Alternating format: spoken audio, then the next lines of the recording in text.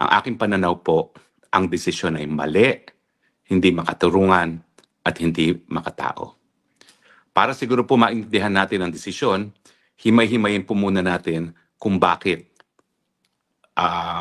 sang-ayon sa hukuman, hindi dapat mabigyan ng panandaliang kalayaan si Tatay Digong.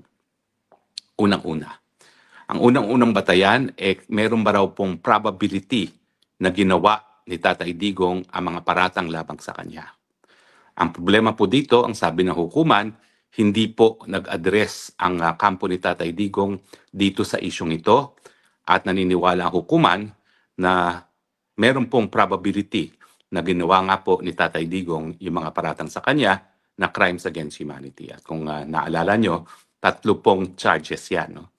Yan po yung nangyari daw sa Davao nung siya ay mayor, yung mga target killing, yung siya ay presidente na, at yung mga patayan na naganap dahil di umano sa war on drugs. Ang pangalawang batayan, ang pinaka-kontrobersyal.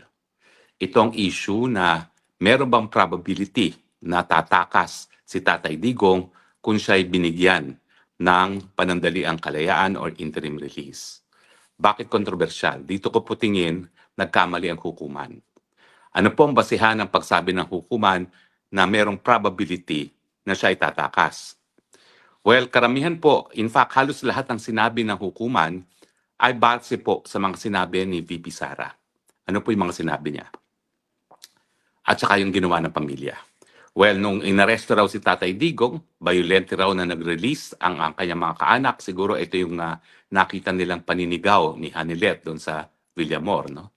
At ang mga sinasabi ng mga statements ni VP Sara ay kasama na yung sinasabi ni VP Sara na mali ang paraan para nakuha ang jurisdiksyon sa pagkatao ng kanyang ama dahil hindi dumaan sa tamang proseso under Article 59 ng Rome Statute, hindi siya hinarap sa lokal na hukuman at kinidnap ng Marcos administration para i-deliver sa hukuman.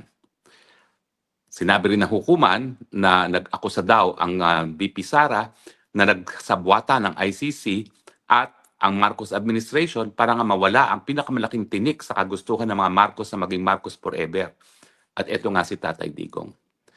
At binanggit pa na nung minsan sa labas po ng hukuman, nagsalita si VP Sara na siguro dapat itakas na lang natin si Tatay Digong sa kulungan.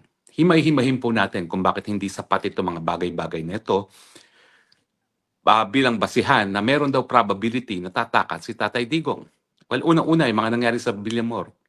Hindi ba natural na reaksyon yan ng pamilya na hinihingan mo ng warrant of arrest, wala naman sila mapakitang warrant of arrest? Bakit naman sasama si Tatay Digong sa kanila na voluntarily kung wala naman silang mapapakita ng warrant of arrest? At nakita naman natin na dahil sa konteksto na nangyari doon sa pag-aaresto niya, na bigla na lang siya hinarang habang siya ipabalik sa Hong Kong, sapilitang sinakay sa eroplano, natural, magkakaroon ng emotional reaction yung mga tunay na nagmamahal kay Tatay Digong kasama ng kanyang kapamilya. At noong mga panahon na yon, ang mga tanging kapamilya niya ay si Ma'am Hanilet at saka si Kitty Duterte. Minamasama ba nila na ganun ang reaksyon ng common law partner ni Tatay Digong? Ang katotohanan naman po, talagang wala namang basihan yung pag-aaresto.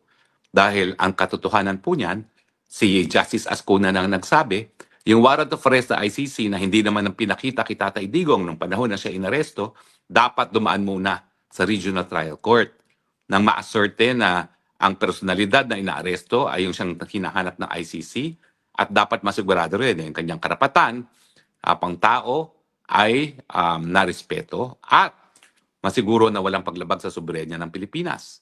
At dahil hindi nga po dumaan ito sa tamang proseso, ergo yan ay kidnapping. Unlawful detention in fact sa ating lokal na batas. Dahil ito ay kidnapping na ginawa ng mga taong gobyerno. At sa katunayan, nakabinbin ngayon ng kaso dahil dyan sa ombudsman. Laban kay Torre, kay Justice Now Ombudsman Remulla at lahat po ng tao na mayroong papel sa pagkikidnap kay Tatay Digong. So, wag dapat minasama ng hukuman ang isang bagay na illegal na nangyari sa Pilipinas.